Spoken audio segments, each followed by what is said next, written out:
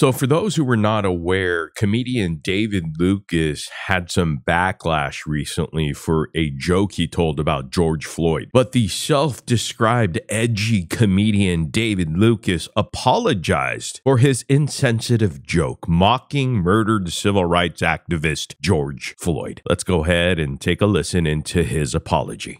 Hi, this is comedian David Lucas. You know me from Kill Tony and other various roast shows. I'm an edgy, push the boundary comedian, and my job as a comedian is to bring humor in dire situations. With that being said, there's a clip that is circulating around social media, and since that clip has came out, I have spoken to a lot of George Floyd's family. I spoke to Cal Wayne, Trader Truth, Steven Jackson, and my intention was to never cause harm to his family or make them revisit a moment that happened a few years ago. I'm a father, so I get it. I understand how his kids feel. I've spoken to his whole family, and we've came, to an understanding as to how to move forward from this. And just want to apologize to his kids and everybody who was close to him. Oh, wow. David Lucas, of all comedians, the guy on Killed Tony who just roasts everybody, folded like a bitch real quick. But then again, you don't mess with black folks' family if you're black. It's like a death sentence. But seriously, what was David Lucas supposed to do? I mean, I get it. A lot of people right now are giving him shit for giving into woke culture and cancel culture. But when the guy's parents and kids are on the phone crying, it would be pretty inhumanly savage to be like, F y'all bitches, assholes. I said, I'd shoot him, and I meant that she. Besides, he only apologized to the family and friends. Yes, it's easy for everyone to call him a bitch, but he was looking at possible career suicide to an extent, especially in the black community, and having a target on his back for attacks and shit everywhere he goes, which is effed up, but also a real possibility. He got the viral moment that he wanted, but I think the backlash was more than he anticipated, and David Lucas just got overwhelmed. And also, you're all right. Now he can say he was canceled, and all of his core audience will love him even more. Others would say, well, David Lucas could have talked to the family privately. Making this a public apology was a massive mistake. This is what some are thinking. He is now the first Kill Tony comedian to cave to media and cancel culture, as well as woke culture,